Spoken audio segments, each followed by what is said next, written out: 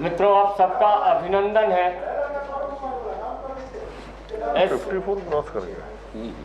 Bharatiya Janata party के media centre में इस महत्वपूर्ण समय में आपका अभिनंदन है। अपने बीच भारतीय जनता पार्टी के माननीय प्रदेश अध्यक्ष डॉक्टर संजय जायसवाल जी आपको संबोधित करेंगे। हमारे चुनाव अभियान समिति के संयोजक और बिहार के लोकप्रिय स्वास्थ्य मंत्री श्री मंगल पांडे जी, हम सबके बीच प्रदेश के प्रवक्ता श्री प्रेम रंजन पटेल जी और हमारे राष्ट्रीय प्रवक्ता गुरु प्रकाश जी, हमारे प्रदेश के मीडिया प्रमुख द्वय श्री अशोक भट्ट जी और श्री राजू झा जी हैं। मेरा सादर अनुरोध है माननीय डॉक्टर संजय जायसवाल जी से कि आपको संबोधित करें।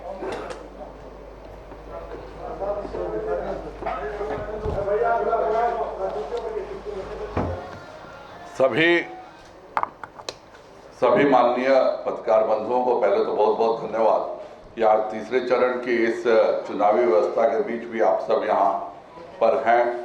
सबसे पहले तो मैं बिहार की जनता को बहुत बहुत आभार व्यक्त करता हूँ कि उन्होंने माननीय नरेंद्र भाई मोदी जी पर और एनडीए गठबंधन पर पूरे तौर पर भरोसा किया और इस पूरे चुनाव के दौरान जो माननीय प्रधानमंत्री जी का साथ गरीबों ने दिया है वह ऐतिहासिक है। हम लगातार अपने दल से एनडीए गठबंधन के लिए कार्य कर रहे थे। मैं आज उन सभी सप्तऋषि सभी बूथ के कार्यकर्ताओं को भी बहुत बहुत धन्यवाद और आभार व्यक्त करता हूं, क्योंकि जिस तरह से भारतीय जनता पार्टी के कार्यकर्ता अपनी अपनी बूथों पर एनडीए के प्रत्याशियों के लिए लगे हुए थे और जितनी मेहनत उन्होंने की है वह ऐतिहासिक है। माननीय प्रधानमंत्री जी और हमारे राष्ट्रीय अध्यक्ष श्री जेपी नड्डा जी ने जो एनडीए के लिए निर्णय किया था, उसके तहत प्रत्येक बूथ के कार्यकर्ता ने न केवल भाजपा के लिए बल्कि जदयू, वीआईपी और हम सभी पार्टियों के लिए काफी मेहनत की है और इस चुनाव के नतीजे हमने जो लक्ष्य रखा था कि हम 3/4 बहुमत से जीतेंगे, उसमें कोई हमें संदेह नहीं है। जो बिल्कुल जिसको कहा जाता है झोपड़ी के वोट, जो गरीबों के वोट थे, दलितों के, शोषित वर्ग के जो वोट थे, वह बिना कुछ बोले, बिना कोई प्रचार के माननीय प्रधानमंत्री श्री नरेंद्र भाई मोदी जी के साथ बिल्कुल ही एक तरफा उन्होंने दिया है और उसके कारण हम इस चुनाव में एक इतिहास बनाने जा रहे हैं और 15 वर्षों के एनडीए शासन के बाद यह एक और नया शासन होगा जो 3/4 बहुमत के साथ होगा और बिहार के विकास की जो रूपरेखा माननीय नरेंद्र भाई मोदी जी की कल्पना में है, उसके लिए माननीय नीतीश कुमार जी के नेतृत्व में हम अपनी जनता की आकांक्षाओं को पूरा करेंगे, इसका मुझे पूर्ण विश्वास है। आप सब यहाँ, आप सभी का भी धन्यवाद। और जो 54% वोटिंग हुई है, इस कोरोना काल को लेकर बहुत सारी भ्रांतियां थी कि वोटिंग परसेंटेज कम होगा, पर कहीं भी न चुनाव के दरमियान किसी को हम लोगों ने इस लोकतंत्र के महापर्व से हिचकते हुए देखा और यह तीनों फेज की पोलिंग यह बताती है कि बिहार की जनता का लोकतंत्र के प्रति अटूट विश्वास है और इसी विश्वास का नतीजा है कि इस तरह की परिस्थितियों के बावजूद भी जब पूरा विश्व देख रहा था कि कोरोना काल में वोटिंग का क्या रहेगा, क्या वोटिंग से लोग घबराएंगे, पर यह सब भ्रांतियों को दूर करते हुए बिहार जो जनतंत्र की पहली राजधानी रही है, वैशाली के जो जनतंत्र की नींव थी, वह आज भी बिहार में मजबूत है और आज भी यह बिल्कुल साफ संदेश है कि जो गरीबों के लिए काम करेगा, जो शोषितों के लिए, जो हमारे कमजोर वर्गों के लिए काम करेगा, उसी को जनता अपना प्रतिनिधि चुनेगी। आप सबका बहुत बहुत धन्यवाद। मेरा सादर अनुरोध है माननीय मंगल पांडे जी से कि आपको संबोधित करें। मीडिया के सभी मित्रों को मेरा नमस्कार। आज की इस पत्रकार वार्ता में हमारे साथ उपस्थित पार्टी के सम्मानित प्रदेश अध्यक्ष डॉक्टर संजय जायसवाल जी, मंच पर विराजमान भारतीय जनता पार्टी के हमारे सभी सम्मानित नेतागण और मीडिया के सभी मित्रों, आज बिहार में लोकतंत्र के महापर्व के अंतिम चरण का मतदान अब संपन्न हो चुका है। तीनों चरण के मतदान में मतदाताओं ने जिस उत्साह के साथ इस लोकतंत्र के पर्व में अपनी भागीदारी की है, इसके लिए भारतीय जनता पार्टी और एनडीए की तरफ से मैं बिहार के सभी मतदाताओं को हृदय से आभार व्यक्त करता हूं। जैसा कि हमारे सम्मानित प्रदेश अध्यक्ष जी ने कहा, कोरोना के समय में देश का और दुनिया का बिहार पहला ऐसा राज्य था जहां इतनी बड़ी आबादी अपने मताधिकार का प्रयोग कर रही थी और कहीं ना कहीं चुनाव के पहले सबको ये लगता था कि कोरोना के समय में जो मत प्रतिशत है उसका क्या होगा। आज मैं बिहार के मतदाताओं का आभार व्यक्त करता हूं कि पहले चरण में, दूसरे चरण में और आज तीसरे चरण में भी जो 2015 में मतदान हुआ था, लगभग उसके नजदीक तीनों फेज का मतदान का जो प्रतिशत रहा है उसके नजदीक रहा है। और बिहार की जनता ने इस लोकतंत्र के महापर्व में जो अपनी भागीदारी की है वह निश्चित रूप से काबिले तारीफ है। बिहार की जनता बिहार के विकास के लिए, बिहार को विकसित प्रदेश बनाने के लिए बूथों तक जाके अपने मताधिकार का प्रयोग किया है और बिहार की जनता ने बहुत साफ संदेश दिया है।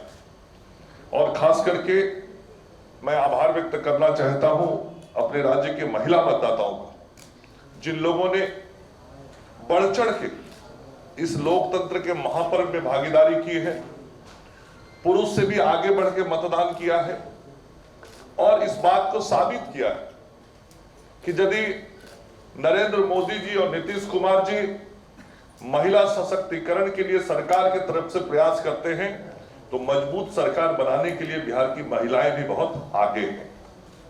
यह बहुत साफ संदेश बिहार के सभी महिला मतदाताओं ने दिया है, इसलिए उनका भी मैं आभार व्यक्त करना चाहता हूं। यह राज्य एक समय में बहुत बुरे दौर से निकला था।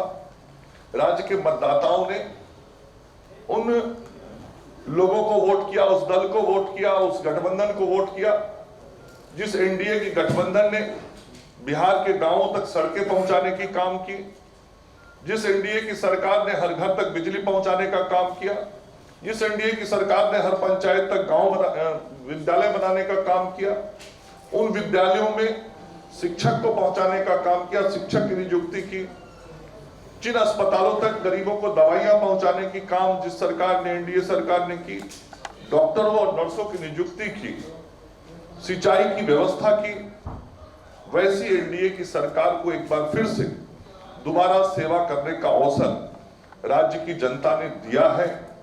और आज भी आप मीडिया के मित्रों के माध्यम से जो विभिन्न टीवी चैनलों पे तस्वीर दिख रही थी, आप ही जो सवाल जवाब पूछ रहे थे और समाज के हर वर्ग का जो जवाब निकल के आ रहा था वो बहुत साफ था कि बिहार के मतदाता बिहार के विकास के लिए मतदान कर रहे हैं, बिहार को विकसित प्रदेश बनाने के लिए मतदान कर रहे हैं।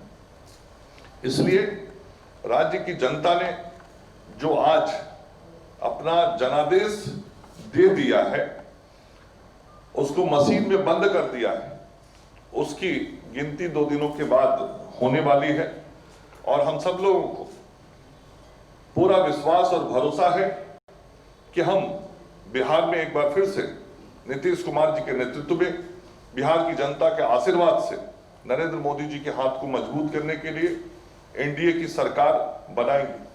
और मैं मीडिया के मित्रों का विशेष तौर पर धन्यवाद देना चाहता हूं। इस पूरे चुनाव अभियान में इस लोकतंत्र के महापर्व में आपकी भी जो भूमिका रही, आपकी जो भागीदारी रही, वो बहुत ही सराहनीय रही। आज यदि मतदान का प्रतिशत पिछले चुनाव के बराबर लगभग पहुंचा है, तो उसमें मीडिया की बहुत सकारात्मक भूमिका रही है। आप सब लोगों ने मतदाताओं को उत्साहित करने का काम किया, मतदाताओं को मतदान केंद्र तक पहुंचने के लिए आप सब लोगों ने प्रोत्साहित किया, और पूरे लोकतांत्रिक व्यवस्था में जो मीडिया हमारा चौथा स्तंभ है, इस चौथे स्तंभ ने बहुत ही सकारात्मक तरीके से बिहार के इस लोकतंत्र के महापर्व में अपनी भूमिका का निर्वहन किया। और भारतीय जनता पार्टी और एनडीए को भी आप सब लोगों का बहुत ही अपार सहयोग मिला। इसके लिए भी आप सब लोगों का हृदय से आभार व्यक्त करता हूं। और आज जब तीनों चरण का मतदान खत्म हो गया है, एक बार राज्य की समस्त जनता, समस्त मतदाताओं को प्रणाम और आभार व्यक्त करता हुआ अपनी बात समाप्त करता हूं। धन्यवाद। आपके कोई प्रश्न हो तो पूछ सकते हैं।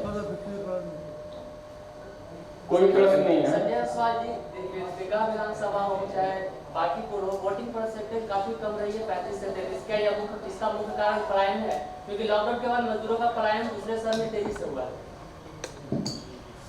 दीघा और बांकीपुर में मजदूरों का पलायन नहीं है।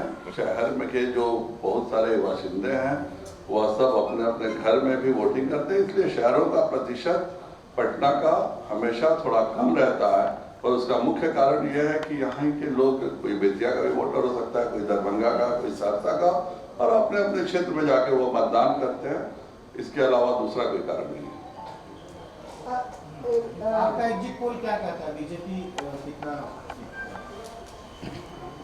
हम हर हालत में 170 सीटें जीतेंगे, आप निश्चित रहिए। और यही जनता की आकांक्षा है और यही प्रधानमंत्री नरेंद्र भाई मोदी जी के प्रति लोगों का विश्वास है। इसमें बीजेपी कितने सीट जीतेगी? यह कोई इशू नहीं है। हम एनडीए के तौर पे चुनाव लड़े हैं और एनडीए गठबंधन 170 सीटें जीतेगा। सर, जहां 5 सीटों पे फ्रेंडली फाइट हो रहा है सर, बीजेपी और लोजपा का, सर वहां के बारे में बताइए। कहीं कोई फ्रेंडली फाइट नहीं है। विरोधी हमेशा विरोधी रहता है और बहुत ज्यादा उन्होंने भ्रम की स्थिति पैदा करने का प्रयास किया। जनता बहुत समझदार है, जनता अच्छे से समझती है कि कौन एनडीए के उम्मीदवार है और कौन फर्जी उम्मीदवार बनने का असफल प्रयास कर रहा है। जनता खुद ही इस बार फैसला करके बता देगी कि जो एनडीए के साथ है वही मोदी जी के साथ है। शायद अब कोई सवाल नहीं है। बहुत बहुत धन्यवाद। ठीक, नमस्कार।